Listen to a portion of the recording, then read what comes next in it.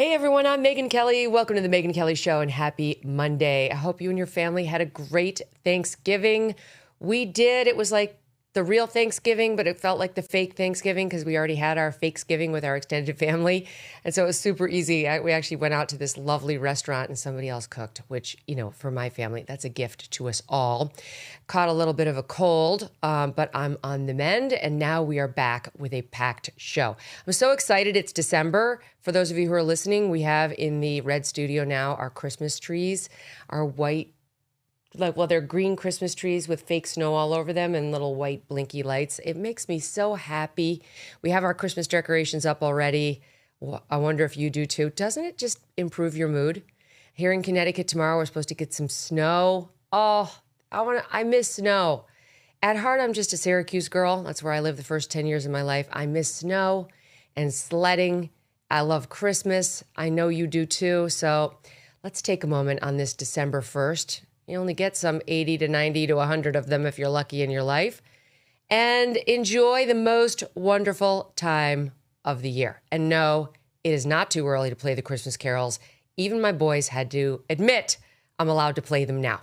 Okay, just before we went to break, a group of Democrats dubbed the Seditious Six by the Trump administration released a video urging military members to disobey orders they think are illegal.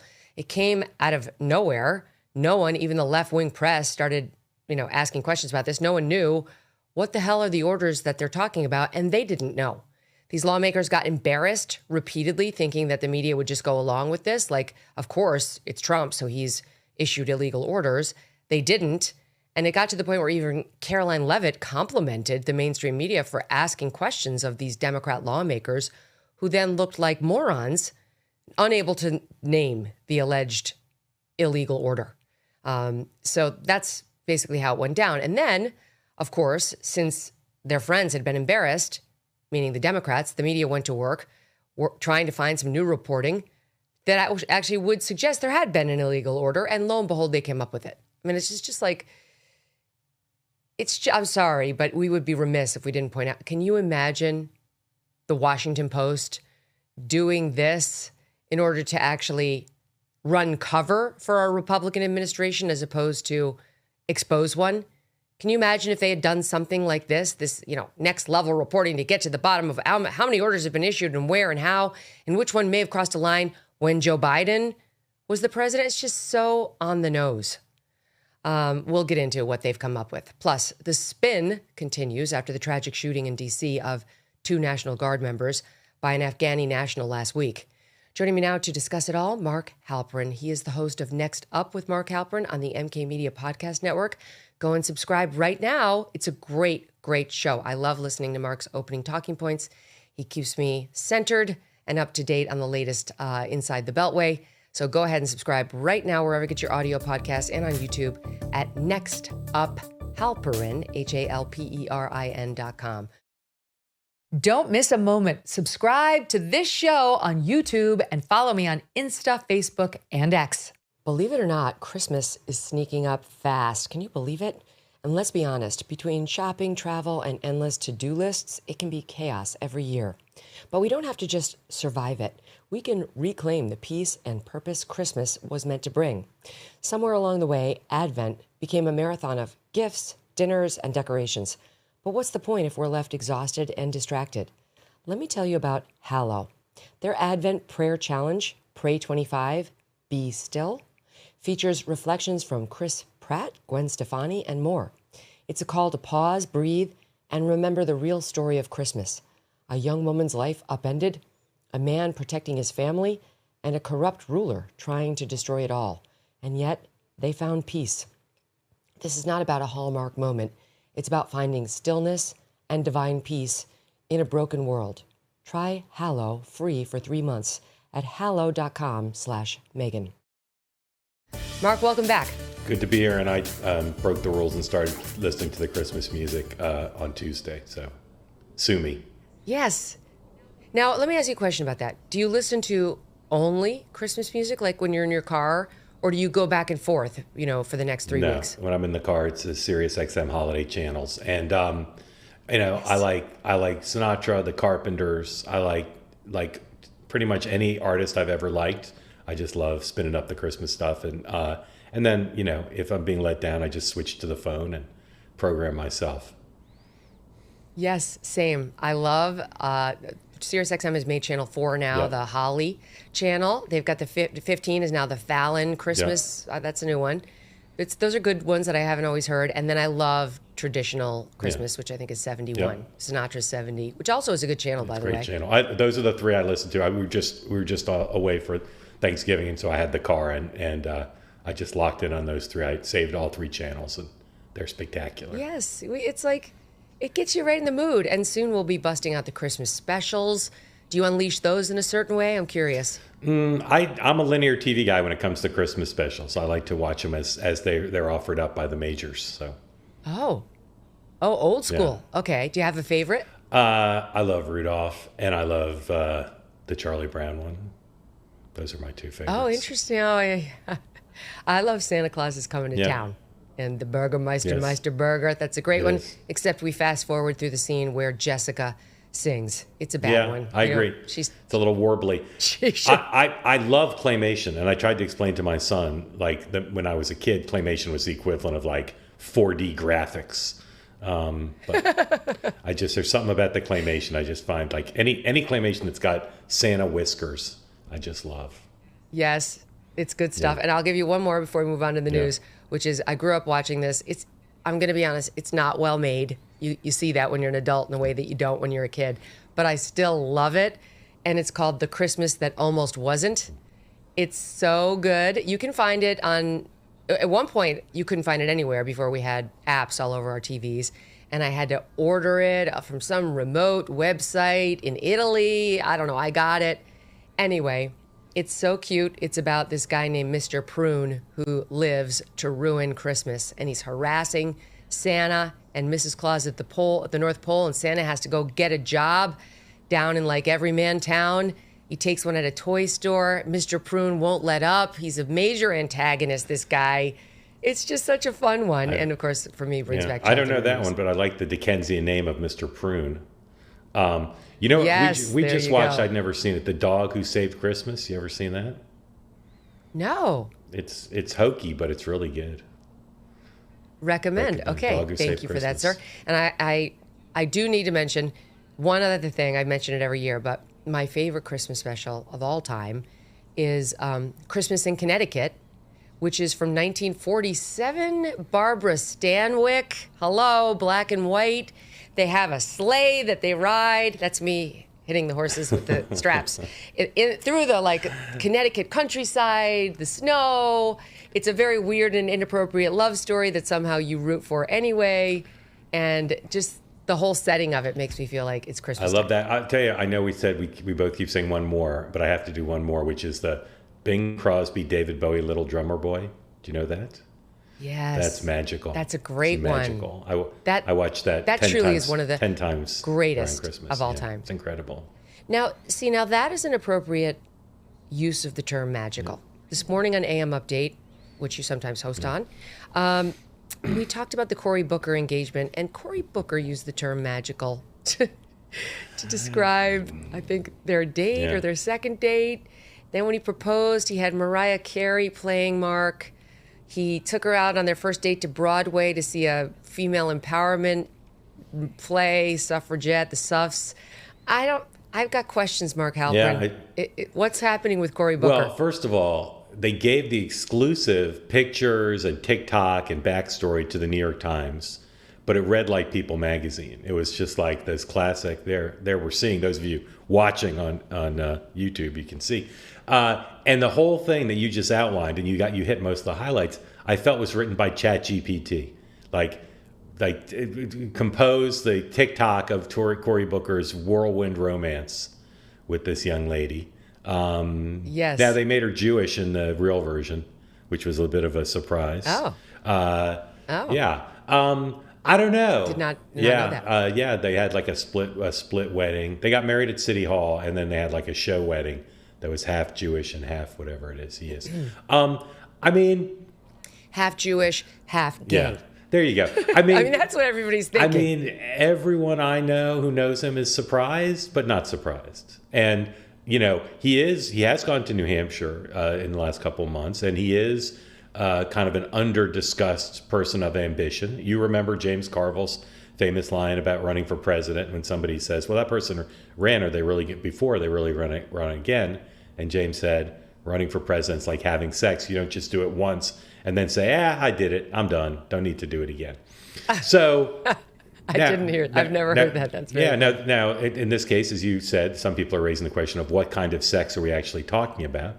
But because I heard on his way to New Hampshire, he swung by Chelsea in Manhattan and also Provincetown, Massachusetts. It's just it's unconfirmed report, allegedly. Good places to raise money. Look, people have talked about his personal life forever, and you don't need to have the world's most sensitive gaydar to have a point of view here. But he's now like Tim Scott. He's legally wed, and I wish the young couple all happiness.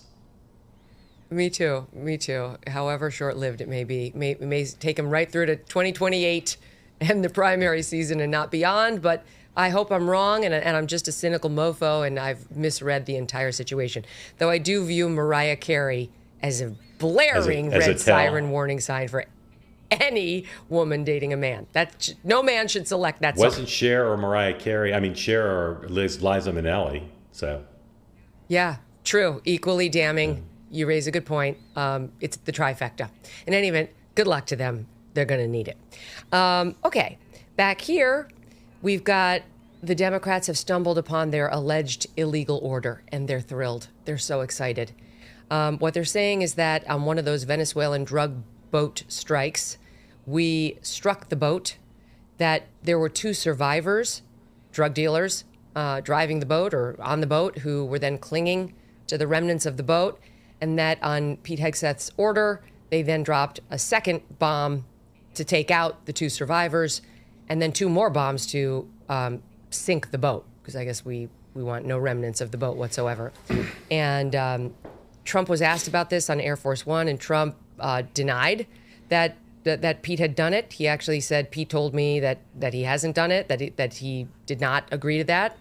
And now we've had 2 inquiries opened in Republican-controlled bodies of Congress, the House and the Senate. So the Republicans, or at least making a show of seeming interested in whether this happened, because many military experts have said they don't see how this could be legal. Like that you're not allowed, they say, and this is still under investigation about what happened, but if what I just said is true, and that's an if, that it would be clearly illegal because you're not allowed to kill people who survive an initial strike and who are, even if they're enemy combatants, kind of hanging on, or in this case, possibly literally hanging on for dear life. Your thoughts on it? Well, I contain multitudes on this. First of all, I'm a big fan of stopping the invasion of drugs into the United States. And I think our children and our grandchildren are going to be so confused when they read in the history books that we had presidents who did nothing about it and just sat back and let people send drugs into the country that killed people and hurt productivity and just all the scourge of things that drugs do. So I'm a big fan of anything that addresses that, number one. Number two, I think President Trump has proven that if you use force aggressively and you use it in a way that minimizes or doesn't cause any loss of American life, that it can be a great deterrent. We saw that, at least potentially with Iran. We've seen it in other cases, and we're seeing it here. So people who say, well, they're not interdicting all the drugs, they're just getting a few boats. No, they're sending a message to people whose families and individuals are going to be more reluctant to go to the high seas with drugs destined for the United States or elsewhere. So I don't want to be misunderstood. I think those 2 things are good. But I'm also old-fashioned about 2 things, and I think they're really fundamental to what America's about. Number one, I don't think the President of the United States should kill people indiscriminately, or our forces should kill people indiscriminately in violation of law and American tradition. And that may be what's happened here in this particular case, but it's clearly the case in general. And I think there's been insufficient debate about it and insufficient scrutiny about it. And number two, super old-fashioned and kind of diluted, I think Congress is a co-equal branch, and in some cases a superior branch, when it comes to the declaration of war. And I think no American, whatever you call your politics, no American should be complacent about presidents. All the post-World Cold War presidents have done this, using their power and disregarding Congress's role in declaring war. And I think that's what's happened here too. And I think that's, at a minimum, should be examined. Well, that touches on an interesting dynamic that's popping up more and more in the press about whether there's some group of Republicans that are dejected and demoralized on Capitol Hill right now, Mark, because they feel like a rubber stamp to Trump. They feel like they can't challenge him or they're going to get primaried and chased out of Congress, MTG style. And so they do feel like they've ceded their constitutional authority because they're all so afraid of the 800-pound gorilla. Now, is that an actual thing right now, or is that just a leftist media fever dream? No, it's an actual thing. It's not based on, talking to Democrats or talking to Don Bacon or Tom Massey. There are Trump loyalists who are unhappy. Now, some of them are unhappy because of principle. And you don't see, as we did over the weekend, normally in the Trump era, you don't see the Republican chairs of the applicable committees in the House and Senate saying this needs to be investigated and saying it in a bipartisan way with the Democratic ranking members. And they're doing that because they are troubled by this on principle. Most of the unhappiness amongst Republicans, again, not a Democratic or media creation, is concern about the midterms. Concerned that they're going to lose the House majority because of the economy and a feeling that the White House is insufficiently moving to address what voters are concerned about, particularly how much things cost. So those are two different areas of unhappiness, one principle, one pure politics. And again, I think the political one is probably, if you could quantify unhappiness, probably a greater source right now amongst Republicans. Right, because, well, we were talking about this a little on the tour, that it's in a way, it's so much more fun to be in the opposition, and just like lay criticisms on the people in power. But then when your team is in power and there's infighting and there's all sorts of articles every day about how terrible they are. I know it's from mostly the mainstream, which hates Trump and hates everybody in the Trump administration. But it's aggravating and it's irritating. And it can be kind of a downer. And I feel like the Republican Party is going through that right now. What do you think? Yeah, I mean, there's sort of three main areas, right? One is about dealing with the economy, this word that the president doesn't much like, affordability. But these are tough problems. The cost of housing, the cost of food, the cost of energy. These are tough issues for any president to deal with. So that's one source of anxiety and infighting. Two is there's some cabinet members like Pete Hegseth, like Kash Patel, head of the FBI, and like Kristi Noem, who have now had to face multiple stories that are super negative about their stewardships that, again, are not from the deep state. They're not from Democrats. They're some cases published in the legacy media, but not always. So today, for instance, New York Post has a story about Kash Patel by Miranda Devine. I saw it. We should talk about it. It's that's devastating piece. And again, you got to consider the source. Miranda's a great reporter and writer and columnist. She's not writing a negative story based on the deep state sources. She's just not. That's what concerns me. She's so good. So that's number two is you've got some cabinet members. And then the president's poll numbers just aren't good. And again, that's not the liberal media. It's not fake polls. Every poll, including private Republican polls, show it's a snapshot of where we are. It doesn't mean they'll be bad next year. It doesn't mean he can't turn things around. But his poll numbers are really bad right now. And that just always causes tension. The one that just hit is from Gallup, which is, the mother of all polls. Yeah. Forgive me, I'm having a cough drop. But that has approval rating down to 36, a new second term low. Keep going. Yeah, and amongst independents, I think in that poll it's 25. And again, this is not liberal. It's not anti-Trump. If his numbers are that bad at the midterms, they'll lose the House. They might lose the Senate. So that just causes anxiety. And this White House has done a very good job of not just making Republicans in Congress afraid of them, although they're good at that, but making them feel they're being communicated with. And right now, they're claiming they don't feel that way. The White House takes issue with that and says they're communicating all the time, and it's just an excuse to rail against the White House. But this is not a great time right now for the president's political team. But there's an interval here to improve things. But at the moment, there are these sources of tension, and when you see somebody like Miranda Devine write a piece like that about Kash Patel, who's, the ultra MAGA loyalist, it just makes everybody think, like a horror movie, like the villain or the enemy or whatever you want to describe it. They're in the house. They're not outside the house. They're in the house.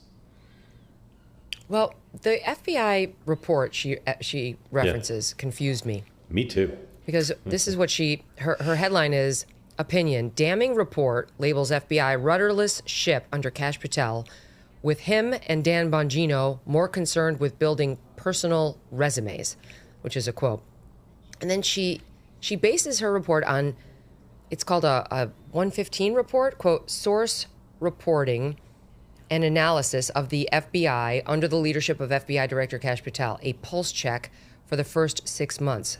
4, U.S. Senate Committee on the Judiciary and Chairman Chuck Grassley, and U.S. House Committee on the Judiciary and Chairman Jim Jordan, by the National Alliance of Retired and Active Duty FBI Special Agents and Analysts.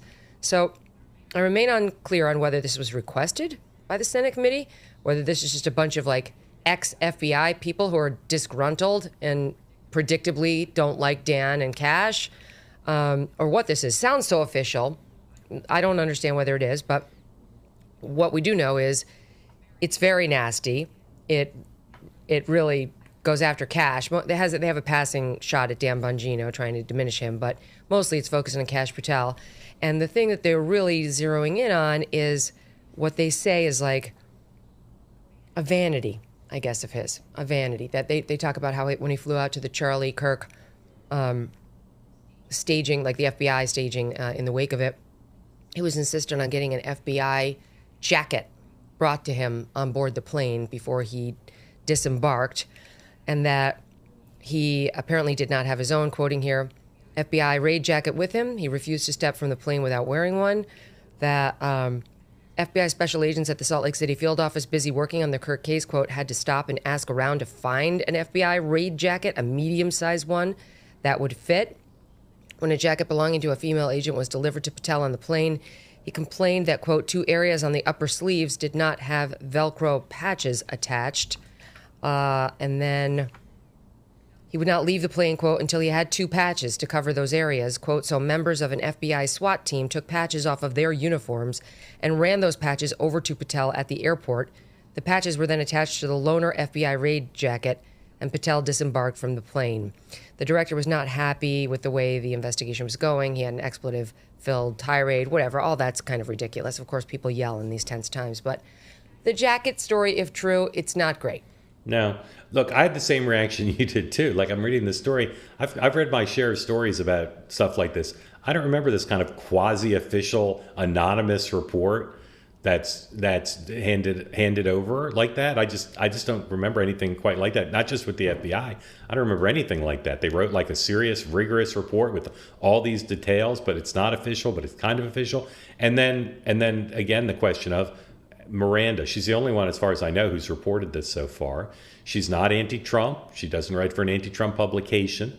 And yet, with a few, to be sure, paragraphs of positive things, it's a very negative story. It's a very negative report. So you got to ask yourself, how did this thing get done? And how did it end up with Miranda? And how did Miranda decide to write it up? These are not the only stories like this about Kash Patel. There's other stories, but most of them have circulated in places like the Washington Post, the New York Times. So it's a bit of a mystery. But you're seeing the same things with Pete Hegseth, and to some extent with Kristi Noem, which is again, it's not liberal media. It's people who love the president, who care about the president, who are using different outlets, in this case the New York Post, to put out there's problems. It's hard to escape the conclusion that the people are motivated by a desire to get the president to make a change in personnel, and he's not done that yet, and it's not clear if these will have an impact. You know what though? It's always. Today we had a decision from the Third Circuit Court of Appeals before we came on the air, saying that Alina Habak cannot be the acting U.S. attorney for a district in New Jersey, and this is separate from the Tish James and James Comey challenge, which is still making its way up to the Fourth Circuit Court of Appeals, and we'll see whether that court affirms the lower court decision that she too was, that the prosecutor there was also not appointed correctly. That's Lindsay Halligan. So this is a separate thing. It's Alina Habba. She was Trump's personal lawyer, and he made her acting U.S. attorney within this district in the Northeast that answers to the Third Circuit Court of Appeals. The Third Circuit Court of Appeals came down unanimously, 3-judge panel, saying they don't have the power to appoint her. She's got to go. She was not properly appointed. She's not the proper U.S. attorney. This is not a great decision for Trump. It's not a great decision to the extent it gets considered by the Fourth Circuit. That's deciding something similar, though not identical, with Lindsay Halligan. But the first thing I did when I got it, Mark, was to look at who are the judges, who was appointed, who were they appointed by. And in today's day and age, what you need to see is not just a Republican president. You need to see Trump, that it was a Trump appointee, if Trump has any fighting chance. If you see George W. Bush appointee, George H.W. Bush appointee, Reagan, you're not going to see it. You might as well see it be a Barack Obama judge. It's almost that bad. They all hate Trump. And that court was 2 W appointees and an Obama appointee. So not surprisingly, we knew how it was going to go. And that's exactly how it went. And that's kind of what I think when I see a lot of the Republicans leaking on Trump. Because clearly this came from somebody who's more, I think, right-wing aligned. They went to Miranda. I could be wrong, but it's not just Miranda. I see some of these reporting in other right-wing papers. Mm-hmm. And I think it's the Bush-era people who, just because they're part of the Trump administration in some way, shape, or form, like they're currently at the FBI, does not mean that they're pro-Trump. And if you were there, even if you're a Republican, but you're a more George W. Bush Republican, you might go to the Post or the Wall Street Journal in particular and leak something very damaging to Trump, so it will look like it's, right-on-right violence. It'll look more credible to the right wing, that is. But you really hate him just as much as the left hates him. And what you almost never see is Democrats doing this to Democrats. I'm like, you're telling me there weren't terrible stories to leak about Pete Buttigieg? Bull, or Merrick Garland for that matter, or Chris Wray even. There were. It just doesn't happen. Well, it does happen with Kamala Harris. So there's at least one exception there. There were stories like that about her and her staff. I think that it's a sad thing, but it's true. Judges are result oriented, and I used to say it all the time after Bush v. Gore, and lawyers and various political lawyers would call me and say, no, judges are fair, justices are fair, they follow the law. No, they're almost all result oriented, and I think that's just horrible. They should be ruling based on the law, and, no matter who nominated them for the court. In this case, you're absolutely right that it's a cheat for a reporter to say Republicans are saying if they're Bush Republicans, because the Bushes and the Bush, Team Bush are not fans of Donald Trump, anymore, as you said, than the Team Obama is. But I'll say again, there are Republicans now who are unhappy with Kash Patel, who are Trump Republicans. There are Trump Republicans who are unhappy with Donald Trump right now. Some about the economy, some about Epstein. So you see that reflected not just at the elite level, which is I'm talking about, but you see that in the Gallup poll, but also in other even Republican polls. Republicans, for various reasons, are unhappy, even Trump Republicans, with the president right now. And his first order of business is to turn that around, not just overall, but on issues. Republicans need to be confident about the economy and his policies. They need to be confident about Epstein and his view there, et cetera. So he no doubt has problems with Bush Republicans and Reagan Republicans, but he's got some problems with Trump Republicans too now. And I know that because I talked to them directly. Mm-hmm. Well, we have a year to go before the midterms, so it's reversible, but it requires some honesty right now about what exactly are the problems and are they fixable, like the economy, like a better message and actual better policy on healthcare, like not running around saying we need all these Chinese immigrants here and in our universities, and that we need H-1B visas to abound because our workers can't do it, like that interview with Laura Ingraham. That's the kind of stuff that etches away at the base. They do not want to hear that stuff at all, even though the more Chamber of Commerce Republicans do like it, and that's why he says it. Okay, let's keep going, though, on this story about the alleged illegal strike. The left is now very, very concerned about a president or his Department of War head ordering an illegal death, an illegal killing of someone deemed an enemy combatant. Except they didn't much seem to mind during the Obama era. I was on all the time talking about these strikes that Obama was doing with the drones. I remember O'Reilly and I having many, many debates about this. And hold on, we've got some with Obama bragging about how good he was at killing people. And oh, he told you that in your book too. Yeah. Hold on a second. Where is that soundbite, Debbie? I know that one's not on tape, but the Obama drone strike is. This is where he was, Shot 7 is where he was joking about how good he was with the Predator drones at the White House Correspondents' Dinner. It's a joke, but it's based on reality because he really was taking out not just alleged terrorists, but Americans who had no due process with his drones. Here's the joke, and then we'll get to the bigger news you made with him in your book. The Jonas brothers are here. They're out there somewhere. Sasha and Malia are huge fans, but boys don't get any ideas. I have 2 words for you: Predator drones. You will never see it coming.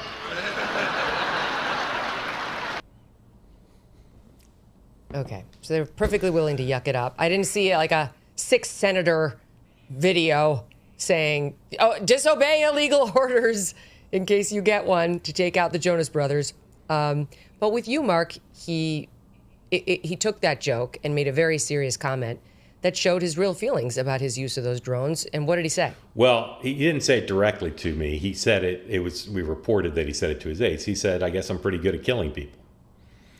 I think that's the quote in Double Down, the sequel to Game Change. And as you said, he killed at least one American.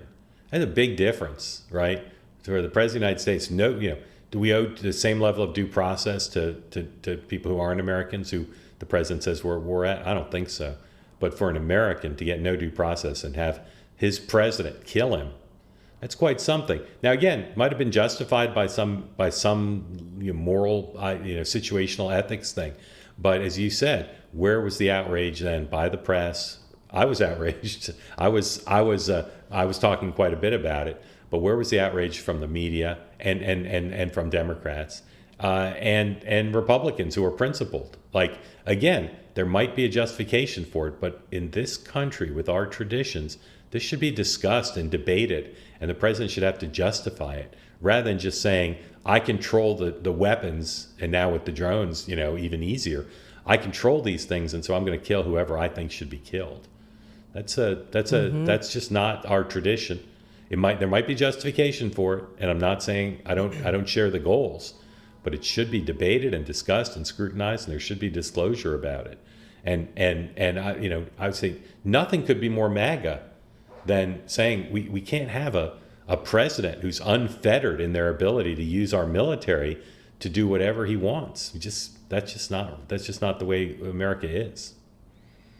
Mm-hmm. He said to you, or they quoted in your book, Double Down, 2012, turns out I'm really good at killing people. Yeah.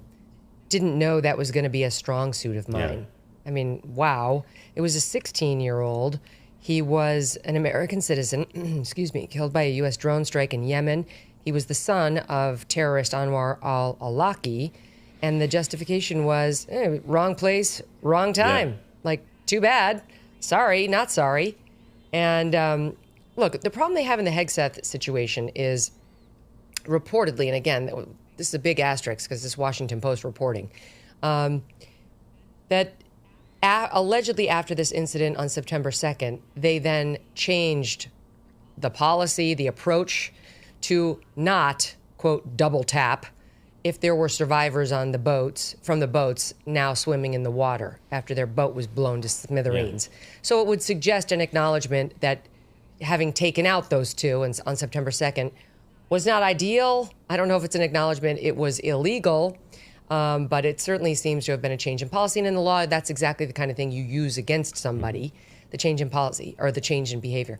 Having said all that, Mark, these guys are in no danger whatsoever. If some overzealous, Senate panel leads to a recommendation for charges, the DOJ somehow finds, some weird independent streak and decides to indict these guys, or whoever it would be, it might be a military prosecution, President Trump is going to pardon them. These guys have nothing to worry about for this strike.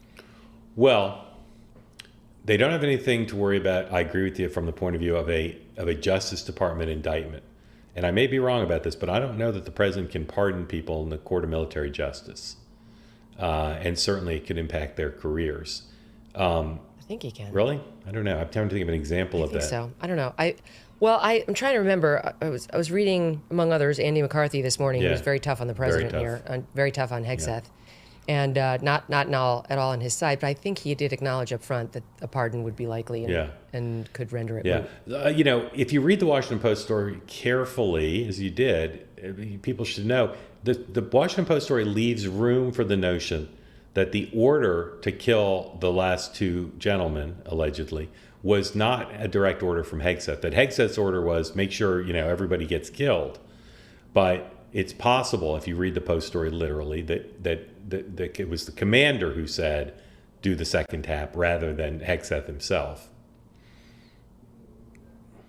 Well, I mean, I guess that won't necessarily affect anything other than the truth of Hegseth's denial as espoused by Trump on Air Force One, that Hegseth told me he did not order that. Right. So, I mean, that may get Hegseth off the hook. In any event, it's like, to me, it's kind of annoying to even debate it.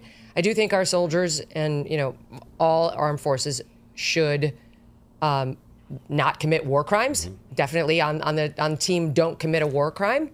But I also feel like I object to even the scrutiny of this event, because it's all manufactured. It's only being done to retroactively justify this, seditious six and that's what Hegseth is calling them, and their video, which was based on nothing. They're just now digging. It's a fishing expedition. And it does feel a little, Stalin's right-hand man-esque, like, show me the man and I'll show you the crime.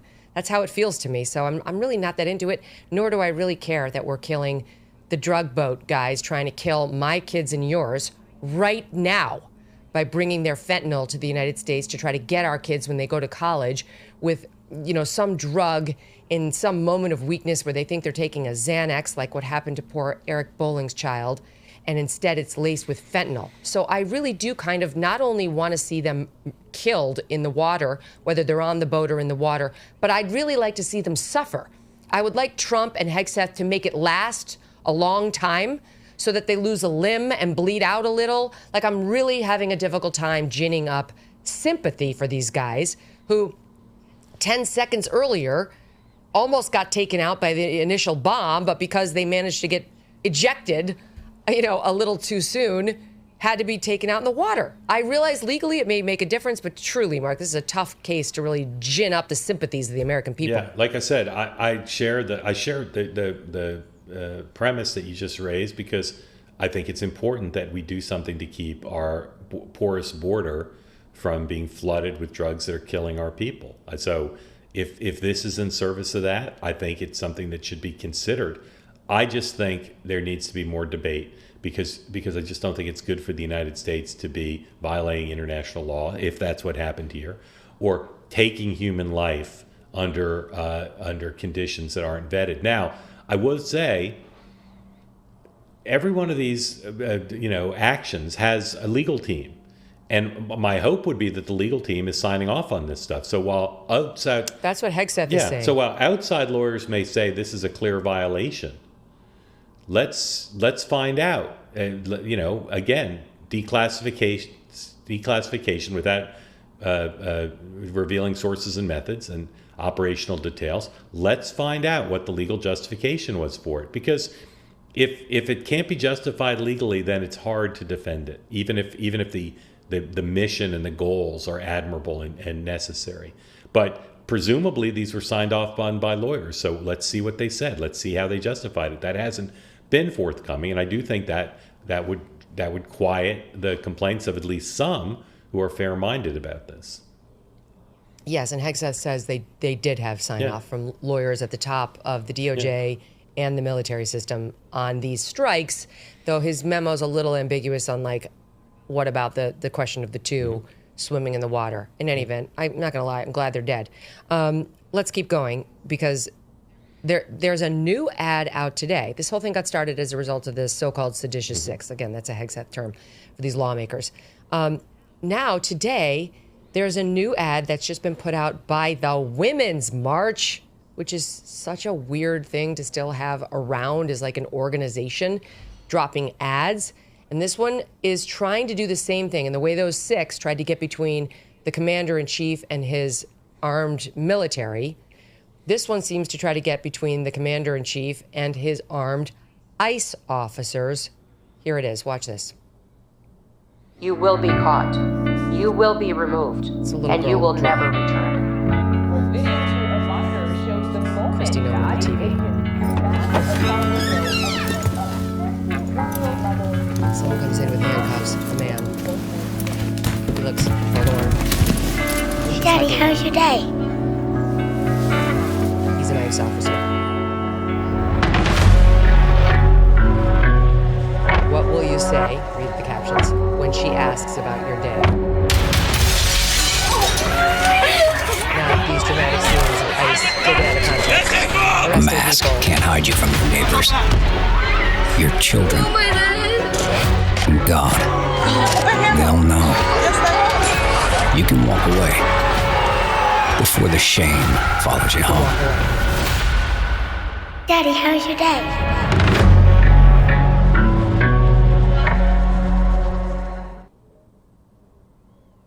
You can walk away.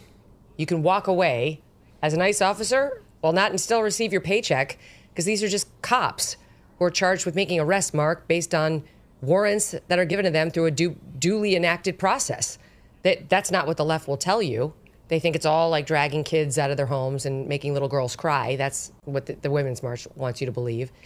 But they also thought that, equal rights meant wearing a pink P-word hat and standing on the Upper West Side doing absolutely nothing. That's the same group. Yeah. The tens of millions of people who voted for President Trump left no ambiguity about the mandate he had on these issues.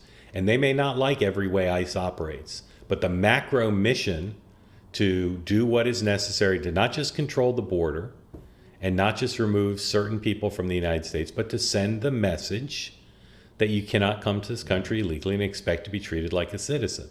That's what's happening. Now, are things happening that are in error or in excess or that aren't to the liking of a Democratic mayor or governor? They are. And that's being fought out on the streets of the United States. And, the hard cases are when some American citizen gets caught up or some grandma who's been sewing clothes in a community for 30 years gets caught up. But if people are here illegally, then the law says they need to go. And in some cases, they're being told to go. If a citizen is caught up, the government should do its best to make amends and to figure out how to keep that from happening. But this isn't some rogue operation that's disconnected from democracy. This is what people who voted for the president, in the main, one of the main things that they wanted to see him do. And that's what's happening. Circling back, you can be pardoned by the president under the Uniform Code of Military Justice. Okay. It happened under Biden via the U.S. Probation Office. The president can pardon somebody under for federal offenses, including those obtained in U.S. district courts, the Superior Court of the District of Columbia, and military courts martial. Yeah, all right. That's what I thought. All right, I stand corrected. Yeah, no worries. They can be pardoned by Trump, and they will be. So they're not really facing any actual legal jeopardy, at least not under this administration. And given what we saw at the end of Biden, I wouldn't be surprised if we saw just a blanket from Trump on his way out that he pardons all the military officers for any crimes, any alleged crimes in connection with the Venezuelan drug boat raids, so that they don't have to worry, and they shouldn't have to worry. This should not be a distraction for them. They already have to put their lives on the line every day, their actual safety. They shouldn't have to worry about this BS too. All right, forging forward. Let's talk about what's happening in Minnesota, because we spent the first 42 minutes talking about some not great things for Republicans with which they are going to have to deal. But they do have something happening on Team Blue that is an outrage, and that gets right to the heart, I think, of why most Republicans cannot stand Democrat rule. This excessive government purse that is filled with other people's money, none of which anyone can afford, that is then doled out to favored interest groups. And then even when fraud is detected, The purse is not closed. Instead, it's refilled with more of your money and mine to fund, in this case, Somali immigrants who are buying luxury cars, fancy jewelry, nice homes and clothes, and in some cases funneling money back to Somalia to pay for a terrorist group, Al-Shabaab, and all under the, open eyes of Minnesota lawmakers who, reports City Journal and the New York Times in a pair of reports, knew. They knew they were being defrauded, but didn't want to say anything because they were worried about being called racist, Mark. The parallel is to this horrible thing that's happened in the UK with immigrants molesting children. And government officials say the same thing. Well, we didn't do anything because we didn't want to appear to be racist or prejudiced.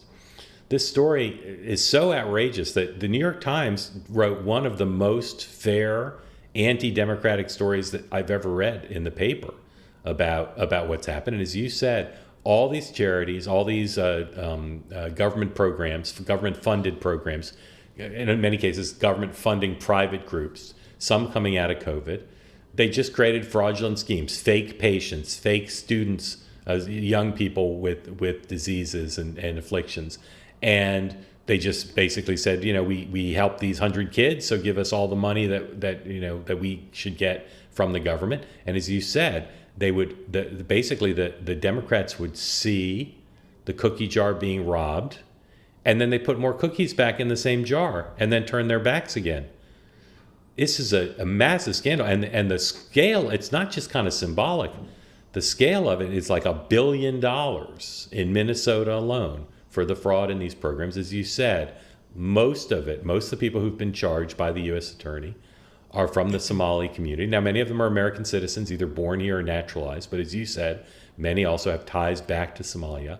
And the Democrats don't really have an explanation for how this happened, except to say, as you did, well, we didn't want to appear racist. We didn't want to appear prejudiced. This is an important community in our state. It's a massive ripoff of the taxpayers, massive. And a massive repudiation of the notion that you can just hand out government money and hope for the best that people aren't going to commit fraud. Oh, I don't even know if it was a hope for the best situation. I watched this one guy who's part of the Democratic lawmaking crew. I think he's a Republican, but he's part of the State House in Minnesota over the weekend. And he was like, they all knew. Everyone knew. We've all been jumping up and down about this for years. They just didn't care. They just decided it was in their interest group to funnel the money to this interest group that paid for them. All these Somali immigrants are voting Democrat. And he was saying it doesn't make any sense because if you look at their values on paper, they sound more like Republicans. Culturally, the Somali crew is not exactly far left. They like school choice, he said, is their number one most important issue. So why are they voting Democrat? Because of this. Because they're giving them cash giveaways. Here's a tweet put out by the Minnesota Department of Homeland Security. I'm not going to read the whole thing because it's long. Hold on, actually, I have it here. Okay. Again, just a couple highlights. Tim Walz is 100% responsible for massive fraud in Minnesota. We let Tim Walz know of fraud early on, hoping for a partnership in stopping fraud. But no, we got the opposite response. He systematically retaliated against whistleblowers using monitoring, threats, repression, and did his best to discredit fraud reports. Instead of partnership, we got the full weight of retaliation by him. It's scary, isolating, and left us wondering who we can turn to. This is a cascade of systemic failures leading up to Tim Walz. Then they go on, there's a little bit more. Fundamentally, Tim Walz is dishonest, lacks ethics and integrity, has poor leadership abilities, and has never taken accountability for his role in fraud. Instead, he deflects by blaming national politics for his own failings. That's exactly right. As far as I can see, and they thank the New York Times for bringing the plight of Minnesota to the national stage. I have to say, Mark, I think Tim Walz is done. I think this will bring him down. He's running for a third term. I think it's over for him. What do you think? Well, the current speaker, Republican speakers, is going to probably be the Republican nominee, I think, and whoever their nominee is, I think it's hard to win a third term. And this story is going to continue to reverberate around the state. It is more of a blue state than a purple state, though. So for whatever reasons he got elected twice, maybe he can win again. But certainly he's imperiled, and certainly the threads on this are going to continue to be pulled. But I'm not ready to predict he's going to lose. But he's obviously now in a very tough political position. When the New York Times does a very long, big story calling into question your competence and maybe your ideology, it's a sign of trouble for sure. What did you make of the City Journal report followed a few days later by the New York Times report? I was like, first of all, go City Journal. But what do you think New York Times been working on this and got scooped? Good question. Or they hustled to get, because a lot of these facts have been out there. It's a good question. The timing, obviously, probably not coincidence because they're so close together. The question of the money being used to go overseas to fund criminal activity, I still want to see more documentation on that. It's certainly suggestive, but I'd like to see more because it's obviously a huge charge and a potentially massive story. Well, I tip my hat to the good folks of City Journal who are ahead of a lot of the mainstream news reporting, and that is a publication well worth your time, ladies and gentlemen. Mark Halperin stays with us. We will be right back, and there's a lot more news to get to. Stand by. Ever read the label on a typical bag of chips? It's often a science experiment of seed oils, MSG, artificial dyes, and mystery ingredients. Masa is part of the growing movement to bring back real food. Masa chips contain just 3 ingredients: organic corn, sea salt, and 100% grass-fed beef tallow. Not only do these chips avoid the bad stuff, they also taste delicious too. Snacking on Masa chips is nothing like eating regular chips. With Masa, you feel satisfied, light, and energetic with no crash and no bloat. And if you love Masa, then you will love Vandy crisps. Vandy, which is Masa's sister company, makes the most delicious 3-ingredient potato chips too. Ready to give Masa or Vandy a try? Use code MK for 25% off your first order at masachips.com or vandycrisps.com, or simply click the link in the video description or scan the QR code to claim this delicious offer. Don't feel like ordering online? Masa and Vandy are now available nationwide at your local Sprouts supermarket. Stop by and pick a couple of bags up before they're all gone. Mark Halperin is back with me. He is the host of Next Up with Mark Halperin on MK Media. Go and subscribe. Get it on YouTube, youtube.com/AT Next Up. Not AT, at. I feel like Ron Burgundy. You got to do the at is what he's trying to tell me in this prompter. It's youtube.com/at, like the at sign, Next Up Halperin. Okay. I don't know why they did that, Mark Halperin, but it's Can I tell you the best story about that I heard the other day? It's about someone we both know, but I'm not going to say who it is. When this person was reading prompter, and it was a story about the Hague, and this person was reading the prompter and said, blah, blah, blah, the Hagu, they said. Oh, the no. Hagu. Yeah. No. The Hagu. Makes me laugh every time. Abby hates when I tell this story, but I have to tell it because she's so fun. Abby's very smart, but she has this weird thing with pronunciations that she's laughing. She has like a mental block on certain pronunciations and certain words. And one time Mark Siegel was sitting on the set with me at Fox, and he had like updated his thoughts. I don't know what she was bringing me, but she was bringing me something about the segment that we were doing. And what it said, what it was about was, reverse. She had to transcribe something, a medical presser that had just happened, and give it to me while I was interviewing Mark Siegel. And the document she brought out that she had typed up said, they said she suffered a grandma seizure. That's, if you're going to have a Caesar, it's one of the best ones to have. Totally. But it's still, that's a good so one. much better than like the mean uncle seizure. Or the meat kin down the block seizure. There's all sorts of bad ones, but the grandma one, that's awesome. I love that. No, it's like, it's kind of nice to you and gives you a bunch of candy at the end. Pinches your cheeks. Take some saliva. Speaking of grandparents. Back to Tim Walz, because we can't leave that story without me showing the following war between, I'll get into this in one second, between Trump and Walz. But here's Walz trying to like do damage control on this on Meet the Press. I don't think he understands what that term means. Here he is with Kristen Welker, SOT 19. Do you take responsibility for failing to stop this fraud in your state? Certainly, I take responsibility for putting people in jail. Governors don't get to just talk theoretically. We have to solve problems. And I will note, it's not just Somalis. Minnesota is a generous state. Minnesota is a prosperous state, a well-run state. We're AAA bond rated, but that attracts criminals. Those people are going to jail. We're doing everything we can. But to demonize an entire community on the actions of a few, it's lazy. I see. So they're so well run that the criminals were attracted to Minnesota. And it's not all Somalis. It's literally hundreds of Somalis, except for the 8 who are non-Somali. So don't generalize, Mark. He, too, has gotten the research paper on don't alienate the Somalis. They're still voting for us. Yeah, I mean, it's very reminiscent of how he handled controversies during his vice presidential campaign, which is he's got some stuff to say and he hopes the parade moves on before anybody asks a follow-up question. I did a little checking during the break. Minnesota used to have 2-year terms for governor. They don't anymore. 4-year terms, no term limits, but no one's ever won a third term. No one has ever successfully been a third term 4-year governor. And I think he might not break the streak after that answer. If they vote for him, they deserve what they're getting at this point. But so here was a little war of words between Trump and President Trump and Governor Walz. Which is the opening shot? It's actually the opening shot was in a Truth Social in which President Trump called Tim Walz retarded. He used the word, quote, retarded. And then Tim Walz responded to that again on Meet the Press. I think it's SOT 20.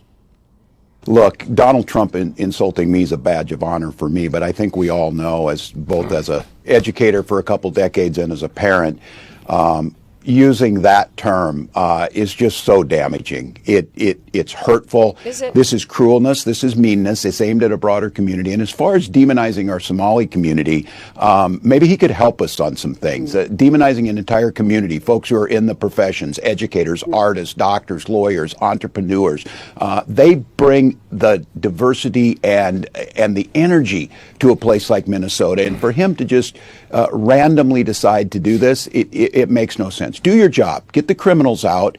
Secure our border, but do it with dignity and respect to the American tradition of respecting immigrants and refugees as a beacon of hope. Okay, Trump shutting down immigration from third world countries was not done randomly. It was done in the wake of this reporting and the shooting of these 2 National Guardsmen by an Afghani national over the weekend. It wasn't random, but let me just give you the last piece of the story, which is Trump then responding to that chastising from Tim Walz on Air Force One Sunday night, SOT 2. You called him what many Americans do find an offensive word, retarded. Do you stand by that claim of calling Tim Walz retarded? Yeah, I think there's something wrong with him. Absolutely, sure. But you don't think you have a problem with it? You know what? I think there's something wrong with him. Anybody that would do what he did, anybody that would allow those people into his state and pay billions of dollars out to Somalia. Yeah, there's something wrong with Walz. Okay, so Trump's defense is he actually is slow. He's not even taking on the issue that term is offensive to some. He's like, but it's real. I'm telling you, he's slow.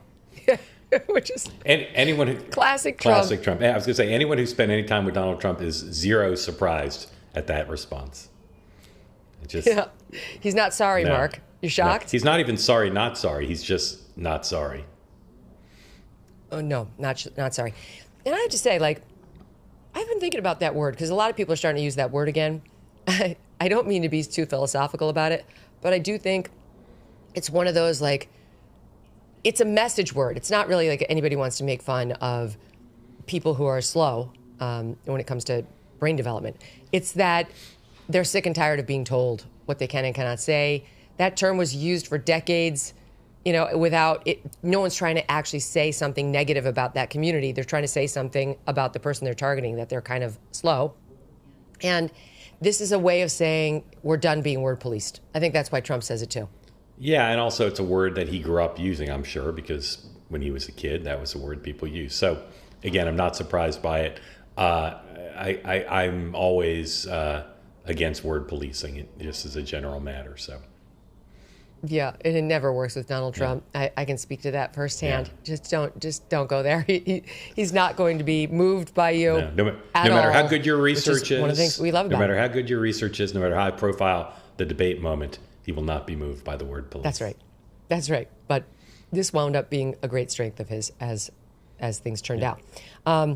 Okay, speaking of the National Guard soldiers who were shot, that tweet that Trump sent out, or Truth Social, in the wake of this tragedy, these two poor young National Guardsmen, 120, 124, the 20-year-old now dead, the 24-year-old still fighting for his life. I don't know. It doesn't sound good, Mark.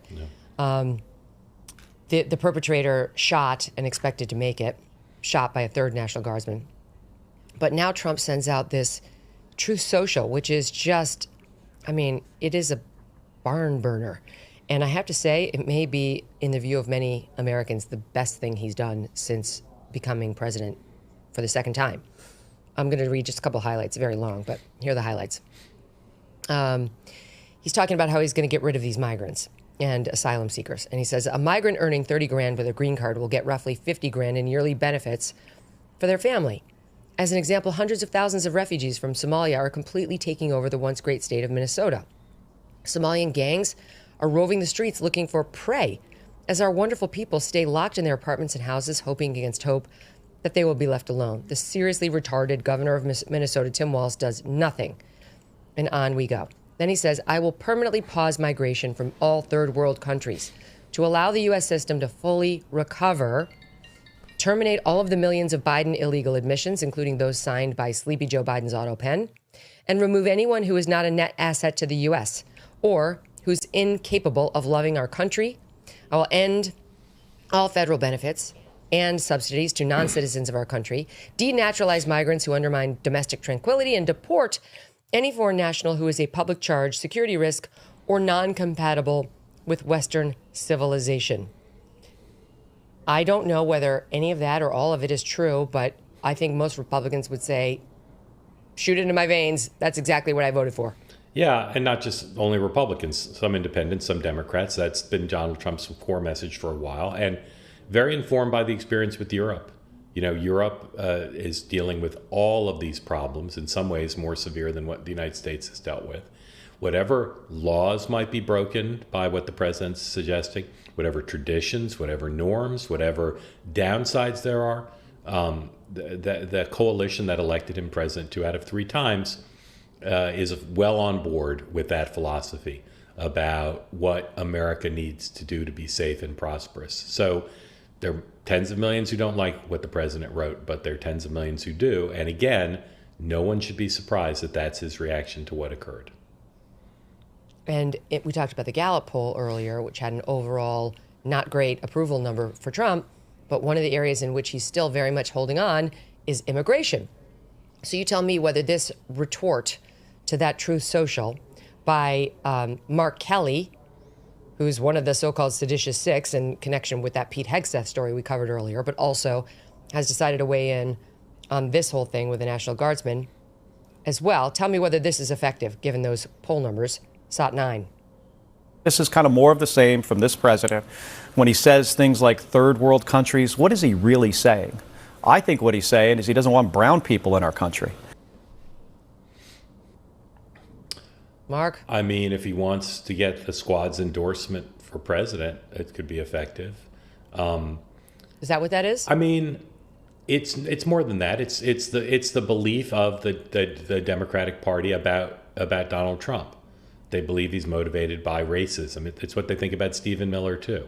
They think they're bigots who want America to be an all-white country, when that's not what they want. But Mark Kelly is enunciating the view of Blue America about President Trump's view on immigration. This is just honestly, it's so tired. It's so worn. It doesn't work. It's like, okay, you can keep trying to, use those plays out of the old playbook, but you use them to try to get a woman elected president, and it failed. What would make you think it's going to work better now on an issue that Trump, notwithstanding his overall sagging numbers, still has huge support on? So, okay, I guess that's what they're going to do. There's more of that coming, you'll be shocked, from Jasmine Crockett on MS Now. Here's SOT 10.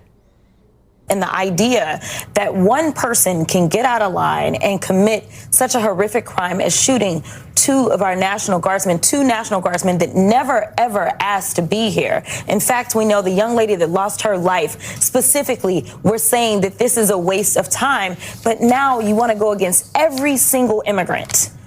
That doesn't make sense. And it's frankly not who we are, because if that's the case, let's talk about the white supremacists and how many of them need to be kicked out of this country, because I can guarantee you I can track down more crimes that they've committed, because overall immigrants have a lower crime committal rate than white supremacists. But we don't want to talk about that in this country. Overall, I love that. Overall, yes, because there are indeed still more Americans in America than there are immigrants, madam. But once again, playing the race card there, and a bunch of disinformation as she does it. Trump prioritizing deporting migrants instead of white supremacists. Your thoughts on her? Well, I have to confess, in the last 3 weeks, Representative Crockett has become a guilty pleasure for me. I love watching her on TV and watching how her mind works as it connects to her mouth. I really do. It's just something mesmerizing about how she takes questions and spins them back with it's not word salad, it's like word pad thai. It's a lot of complexities. There's different flavors, textures all in there. So it's hard for me to analyze what she says, because I watch her like this. For those listening on the podcast version, I dropped my mouth in slack-jawed disbelief. I mean, it's incredible the things she says, and she's still thinking of running for statewide office, which I would look forward to. And by the way, that reference she made to the National Guards woman who was killed, thinking it was pointless or a waste of time to be doing this in D.C. is way, way out of context, and shame on her for doing that to a newly fallen soldier. What the woman said, Sarah, was that it's pointless if they're not going to let us actually do law enforcement. She wanted to have the reins taken off of her and the other National Guardsmen. She wanted to do more law enforcement. She was upset over, these constant crackdowns on them, not to be able to do anything to actually help the city of D.C. So that's a Democrat problem, Jasmine Crockett. That's not a complaint that she was there in the first place. It was a request for people like you to try to take the reins off so that the National Guard can do what they're capable of doing. But who would expect media honesty from her? Okay, you mentioned Stephen Miller, and he's kind of in the news today because of his wife, Katie Miller, who went on CNN and had a very interesting exchange with Abby Phillip, who tries to act like she's just totally benign, just totally neutral. It's just the facts that make her always come down on the side of the Democrats. It's not her bias. It's just the facts. She can't be in charge of the fact that all the facts run in favor of Democrats. That's just how it goes. So they had an exchange on her show, and I'll just let it play out. You'll get it. This is Friday night, SOT 26. Wait, you have Jennifer Welch on your show very often, and you've never pushed back as she has called my husband a white nationalist. Hold on. That is no Katie. different than Nick Fuentes going on Tucker Carlson's show. It's not, and you should admit it. Well, hold on. Wait, hold on. How is it anything similar? It's not remotely similar at all. Nick Fuentes sits around and says that he likes Hitler. How is that similar? What does Katie have to do with it? What does she have to do with it? Hold on. She has nothing to do with it. Literally nothing. Scott, Katie is the person who just said to me that it is comparable to say that Nick Fuentes, who is literally a neo-Nazi, is the same as somebody, a liberal, who has an opinion, who is not a neo-Nazi. They are not a hateful opinion. The same. How do you want? Excuse me. Let's go back to this point one more time. But Nick Katie, Fuentes can espouse an opinion on Tucker Carlson's show, it is not and the same he didn't push thing. back the same way you didn't push Katie, back when someone called someone in my family hold a on a Nazi. second. It's not different. Hold on a second. It's not. If someone comes on this show and says, I love Hitler and I admire what he did, they would never, first of all, I would never invite them on the show and they would never be invited back. So those two things are not the same. But yet you've gone on Jennifer Welch's podcast. It's the same thing. Okay, so Jennifer Welch came up. I think I said that's Stephen Miller's wife, Katie Miller, but also she was on Doge. She's an independent professional in her own right and a podcast host. That Jennifer Welch who I'm just now getting to see in these podcast clips, who is possibly the most hateful person in the national dialogue today. It's like tough to say, but even Joy Reid is more joyful than this woman. She's truly deeply, deeply hateful of everybody on Team Red. Here's just a sampling of this person who Abby Phillip is totally fine with, has on her show repeatedly, went on this woman's show herself, Abby Phillip did. Not hateful. See, Stephen Miller, hateful. Jennifer Welch, not hateful. That's Abby Phillip's world. Here, watch. Shockingly, the conservatives that I thought were just crusty old white people have morphed into this young group of misogynists. And I can tell you, when I'm around white people, they test the racist water.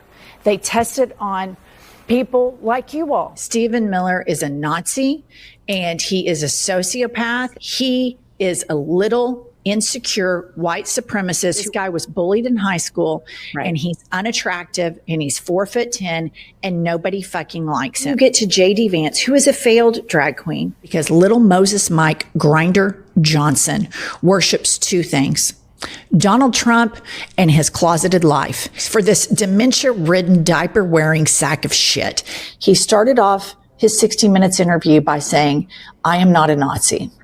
Okay? He clearly is a Nazi. People that triple Trump should be banned, boycotted from enjoying the best thing that America has to offer, which is multiculturalism. Get your fat asses out of the Mexican restaurant. Get your fat asses over to Cracker Barrel, because nobody wants to see your fucking smug ass, teeny weeny, pink arm, big gut around. Nobody wants to see that shit. No one. You got it? Not hateful. It's fine. Abby Phillip that's just a liberal with an opinion.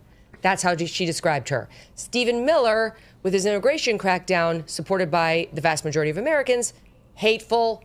Clearly, Abby Phillip has no problem with him being called a white supremacist or a Nazi, because she was actually on Jennifer Welch's show when Jennifer said that directly to Abby Phillip. Fine. Your thoughts?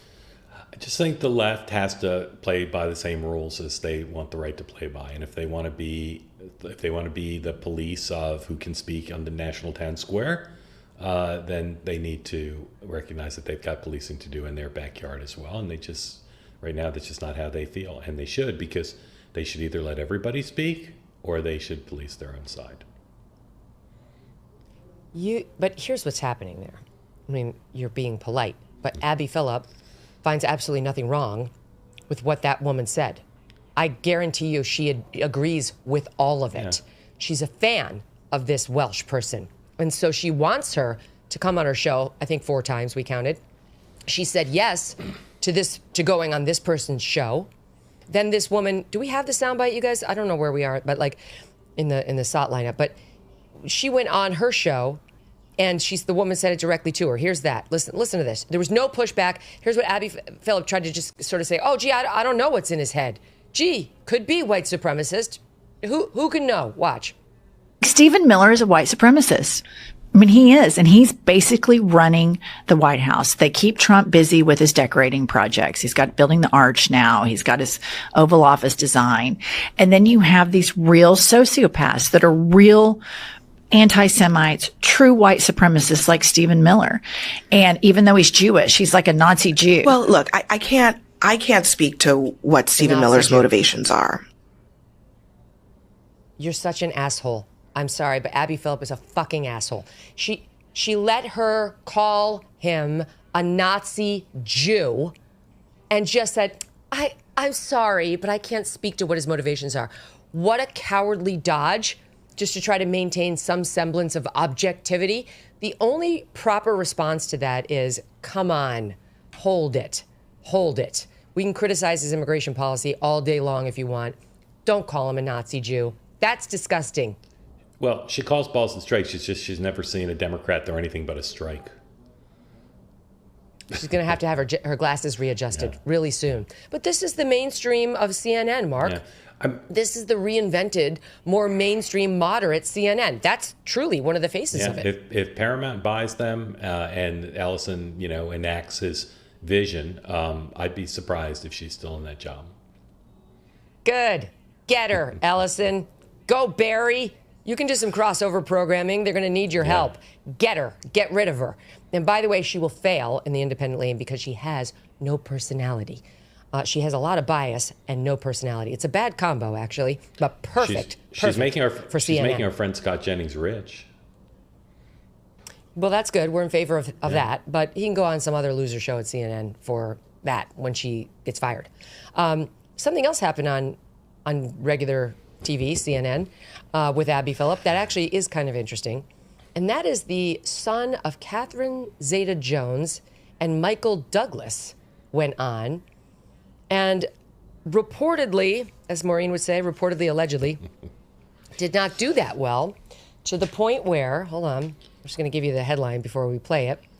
The parents are said to be so furious with CNN that they intend to blacklist the entire network moving forward.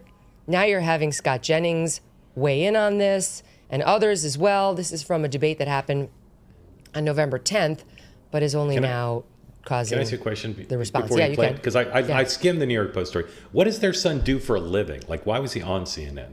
It's funny you should ask. He is host of SiriusXM's Young Americans with Dylan Douglas and a 2022 graduate of Brown University, which is pretty much all we need to know about him. Was going to guess Wesleyan, but okay. His Gen Z political show airs Saturdays at 10 a.m.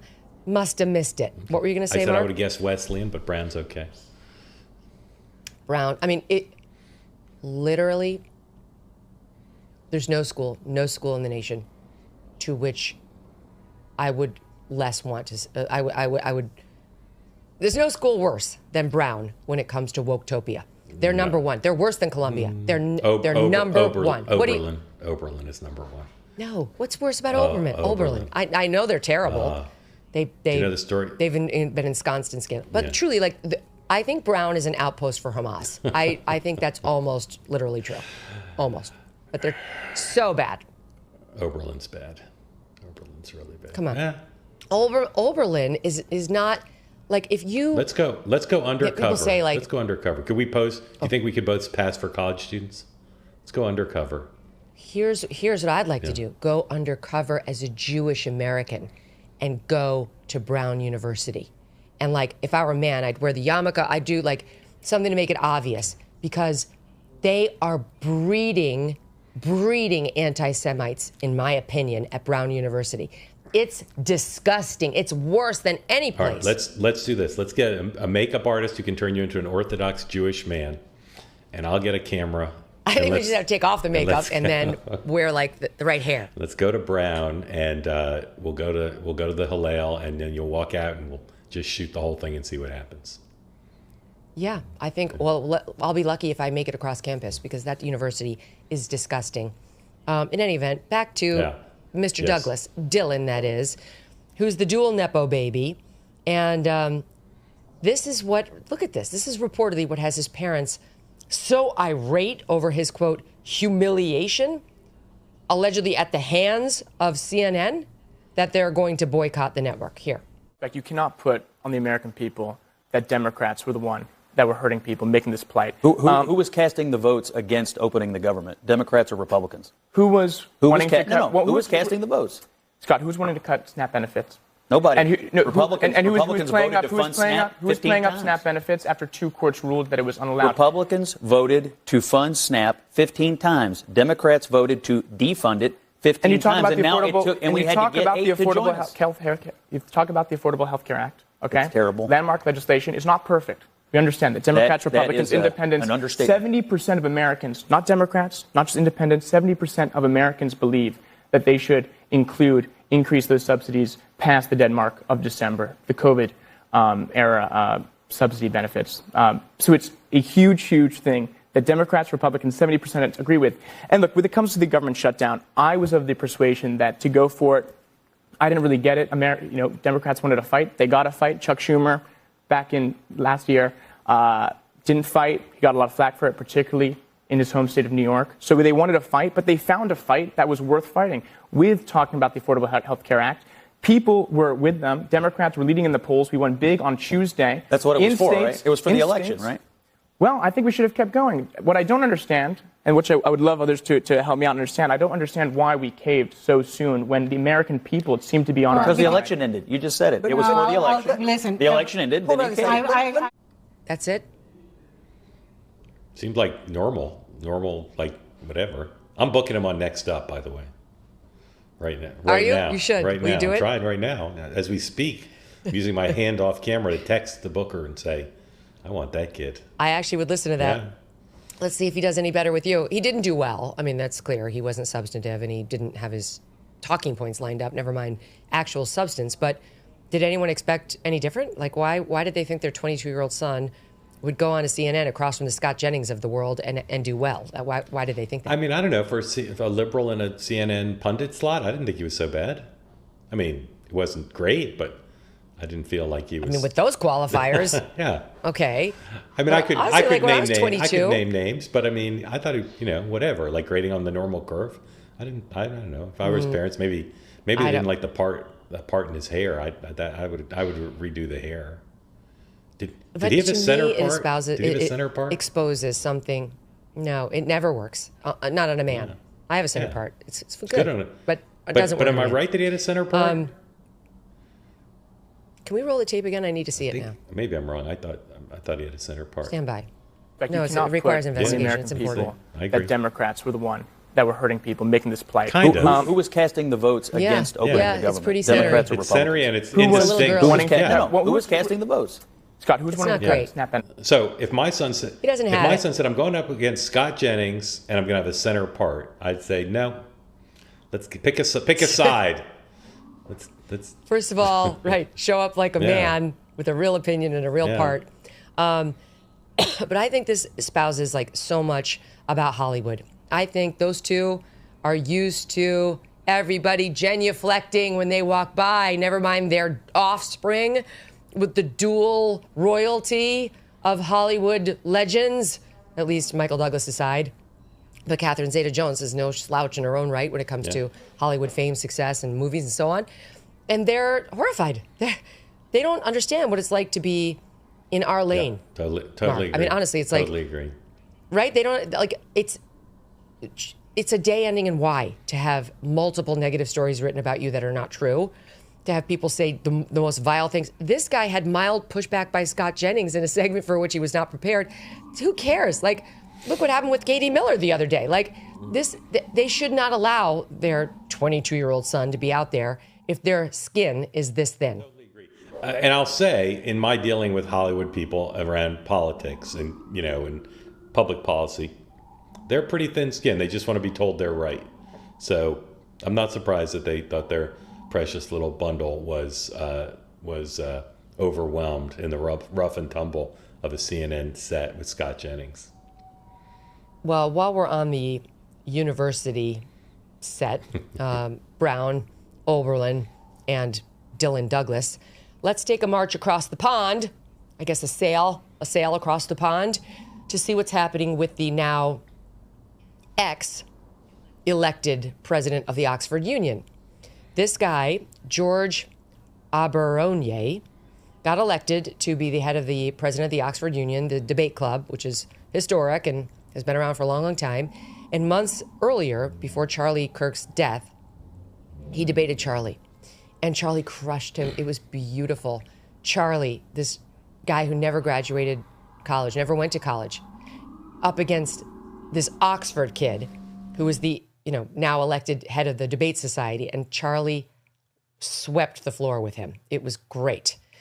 And right after Charlie was shot, and as you know, we were on the air together, it was clear right from the moment that first, not even the most terrible video hit, but the first video hit, that this was obviously a very severe situation and life-threatening at a minimum.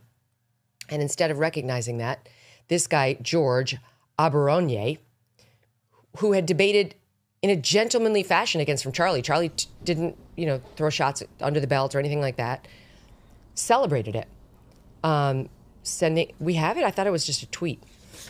Tweeting out something like, it's wild, wow, LOL, that Charlie got shot.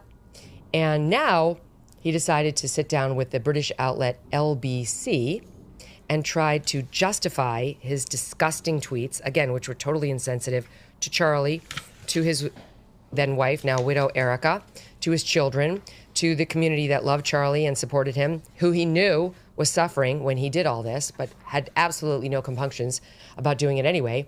And now here he is trying to explain why he sent out the repeated tweets.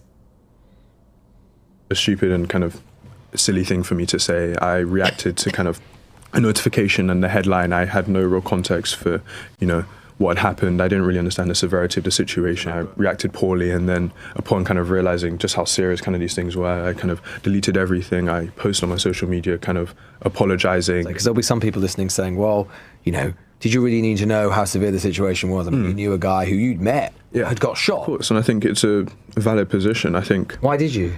I think part of Mr. Kirk's comments don't exist in a vacuum, He was an incredibly kind of polarizing figure, and I think it's almost a symptom of him, and my reaction, a symptom of kind of how we have discourse online in which, it's oftentimes very reactive. It's oftentimes about saying something almost inflammatory, almost because I wanted to spark a conversation about kind of what happened, the fact that, oh my God, this is such a major event that's just taken place. And you wanted to get a reaction. Exactly, I wanted to get a reaction. I wanted to have a conversation and, a laugh? Almost exactly, like a laugh and a bit of a reaction. And kind of, I realized afterwards that, that wasn't the right way to go about it. Oh my God, Mark, the original tweets are, Charlie Kirk got shot, let's fucking go. He posted on WhatsApp shortly after the shooting. Charlie Kirk got shot, LOOOL, he added on Instagram. It was repeated.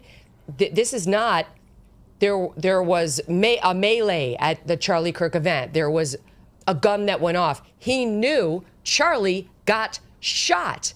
And now this idiot interviewer lets him get away with, I didn't realize how serious it was. And the fact that this guy's even still, I think he's still at Oxford. He did eventually get a vote of no confidence to be president of the Debate Society for this year. But he's at Oxford right now and given a total pass for those comments. I mean, the original behavior on social media is just so abhorrent. But to then decide to sit for an interview where the ostensible premise is to explain what you did and to come so ill-prepared and to make the whole thing just worse and more grotesque, I find it to be one of the saddest things. And of course, the premise of his defense is that Charlie was some evil, polarizing monster, which, in the months since he's died, the left and the media has had all this time to produce evidence that Charlie was a bigoted, hateful person. And of course they haven't, because he wasn't, and they can't. And yet that's what he brings to the table as his defense. Well, I could say these things because Charlie was such a hateful person. Just makes me sick. It's disgusting. So this was LBC is leading Britain's conversation with Lewis Goodall. Lewis, you failed. That was a disgusting display. That was a pathetic attempt at actually holding him to account for what he, in fact, wrote in those two posts. And I didn't realize how serious it was when the tweets themselves say Charlie got shot. Fuck you, Lewis. You fell down on the job and you humiliated yourself. Humiliated yourself against a true villain, too, which makes it especially egregious. Stand by. Mark Halperin returns after this quick break. I've been talking a lot about Riverbend Ranch because I love their steaks. Well, this holiday season, express your love with a very special gift of premium steaks from Riverbend Ranch. They have spectacular beef bundles that are wonderful gifts to friends and family. Their prime rib roast and holiday bundles are only available while supplies last, and they're going fast. For the last 35 years, Riverbend Ranch has been creating an elite Angus herd by using ultrasound technology to identify genetically superior cattle with a focus on flavor and tenderness. All Riverbend Ranch cattle are born and raised in the USA. They never use growth hormones or antibiotics, and the beef is processed right at the ranch in their award-winning USDA-inspected processing facility. Avoid the costly middlemen because the beef is sent directly from Riverbend Ranch to your home. This is not your average black Angus beef. Order from riverbendranch.com. Use the promo code Megyn for $20 off your first order, and let me know what you think. riverbendranch.com, promo code Megyn. We talk a lot about personal responsibility on this show. Well, here's one aspect that's really important, your health. And I'm not talking about following whatever the experts recommend. I'm talking about real data-driven decisions based on your body's actual numbers. We demand transparency in government, but most of us have no idea what's happening inside of our own bodies, never mind inside of D.C. Disease can develop silently for years before symptoms appear. By then, you're playing catch-up with expensive treatments instead of preventing problems when they're cheap and easy to fix. Well, I want to tell you about Gevity. They are revolutionizing preventative care with something radically different. 100-plus blood markers tested at your home. Personalized supplement packs shipped directly to you based on your deficiencies. Biannual retesting to track progress, plus ongoing virtual consultations on your schedule. This is healthcare independence. And you get 20% off at gogevity.com/Megyn with code Megyn when you check out. That's gogeviti.com/Megyn, because no one should control your health decisions but you. Tomorrow is Election Day, not in very many places, but in some places, including in Tennessee, where there is a U.S. House seat up for grabs right now. The Republican who held the district has retired to go be part of the private sector, but was apparently facing some sort of a scandal anyway, so he's out. And now this Afton Bain, who's a Democrat, she's currently serving in the Tennessee State House as a representative, is running for now to be a member of the U.S. Congress against a Republican who would seem to be a shoo-in. I think this district went, 30 points or something like that, overwhelmingly to the Republican last time around. The Democrats now say it would be like a victory if they could get it to, within 10 points, this race. But this woman who they are running is an apparent lunatic. We covered her on AM Update last week before we went on vacay. But here she is, we didn't get to this soundbite, outside of the Tennessee State House, where she was trying to make some sort of a point, but looked much more like our children when they were toddlers. Here it is. She's trying to barge into the, I think it's the Speaker's office. Sorry, the governor's. That's her screaming. Are you okay? Sir, that was completely unnecessary. Then the video goes on for another 2 minutes with her just sitting on the floor moaning, just rocking and moaning like a drama queen, like you're trying to play it up for the cameras. And now this woman who says she can't stand Nashville, she hates is running for a Congress position that would represent Nashville among other areas in Tennessee. And you tell me whether the Democrats have any shot at actually winning or coming within their alleged goal of keeping the race relatively tight. Well, you never know for sure. It's hard to poll special elections. She's unlikely to win, and largely because of the makeup of the district, very pro-Trump. But she will outperform Kamala Harris in the district. And so assuming she's not going to win, I don't think it matters that she's going, how close she comes. I think what matters is why is she coming close? Because as that clip and many others I've seen suggest, I haven't had a chance to go out there and watch for myself, she's not a very good candidate. Sometimes, you can overperform in a district if you're a Democrat in a Republican district because you're awesome. She's not, although her media is pretty good. Her paid ads are pretty good. So I think that the issue here are the issues that are resonating in this race that are allowing a liberal Democrat to overperform in a very red district, will those be the issues that resonate next year? And if you look at her campaign ads, particularly the last couple, they could be Donald Trump ads from 2024. All the issues she's talking about in terms of being anti-Washington, pro-change, worried about working class voters, they're all Trump rhetoric. Doesn't have the same solutions, but they're all Trump rhetoric. So I think the important thing is to see how close she comes as a measure of just how potent these set of issues might be for Democrats next year, because every Democrat's going to run on the same issues she's running on. What I think is interesting about this person, and again, last week's AM Update, I think it was Monday or Tuesday, had a lot of sound bites from her. She's a nut. But what I think is interesting is, to me, this seems to be like a trend for Democrats. Like, I think they're leaning into crazy. They seem to like this. They seem to think, oh, she'll get attention. Like she's going to get clicks, like that crazy podcaster, Jennifer, Welch. This seems to work for them, they think, in like generating enthusiasm. So is that the future of the Democrat Party? Well, I think some of her quote unquote crazy stuff maybe not helping her. and maybe not why they're attracted to her. I'll tell you what I do see, and I mentioned this before, the quality of her ads. She's very good on camera in controlled situations, like Mondami, right? Like Zoran Mondami. So I think they're looking for people who are good on social, good on video, who can, get attention, right? And she's gotten attention. The last ad, I think it's her last ad of the campaign, at the very closing shot, she winks at the camera. And it's very affecting. You could, whether you like her or hate her, or care about her politics, you can't help. She's very watchable. And I think you're seeing not just Democrats, but everybody in politics gravitating towards watchable. Because that's one thing that Donald Trump has as part of his success. You can't teach it, you can't package it. But if you find candidates who have it, it's a big advantage because you got to get people to pay attention. And Trump has shown the way in how to do that. Well, that leads us back to your friend, Jasmine Crockett, yes. your girlfriend, who you can't take your eyes off of when she's on the camera, on the screen. She's my guilty pleasure, not my girlfriend. But I think you would say she's watchable. Yeah, but I mean, what of the fact that these two women are watchable for all the wrong reasons? As a woman, I have to tell you, I object. I object to their stupidity, to their drama. They're giving all of us a bad name. Yeah, and they're giving, to some extent, they're giving, substantive politicians a bad name. But what's incredible about her is Mondami is consistently a pretty good performer. He had a bad second debate, but she is.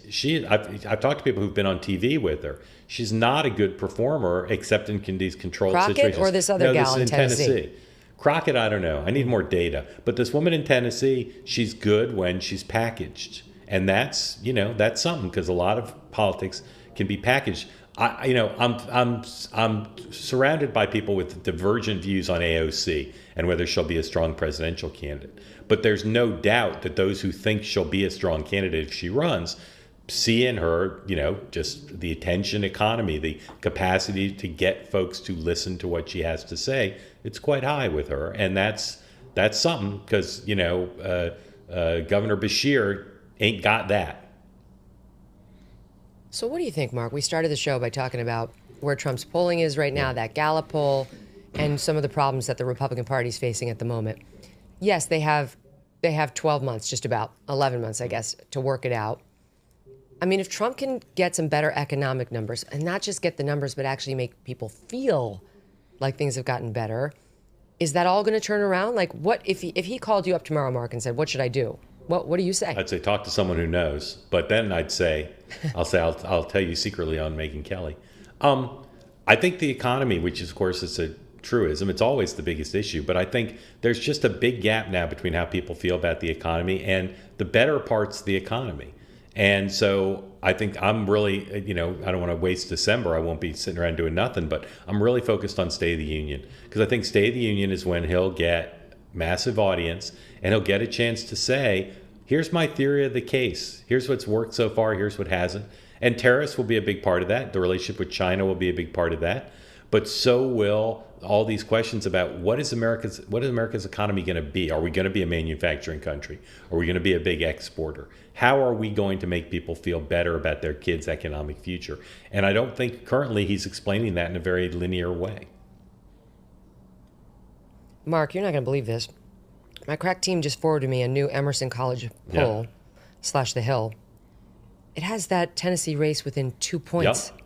It has the Republican up to Matt Van Epps and this crazy lady, Democrat Afton Bain, at 46. Small sample. Likely voters, though, which is good. Only 600 people surveyed, but my God. That's a bit of an outlier, and even the Democrats don't have the race that close. But, I never predict special elections because the polling just can't capture who's going to turn out, right, on December 2nd, not normally a time people are, hyped up to go vote. But the district is such that she'll fall short. And as I said, people will make up all sorts of rules. If she's within 5, it means this, 10 means this, whatever. She's going to do substantially better than Kamala Harris.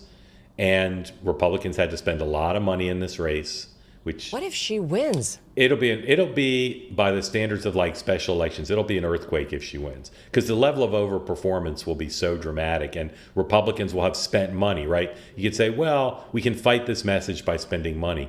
They spent a fortune to try to make sure they held the seat, and it makes Speaker Johnson's majority, virtually non-existent. So it'll be a massive deal if she wins, but I don't know anyone in the state who thinks she's going to.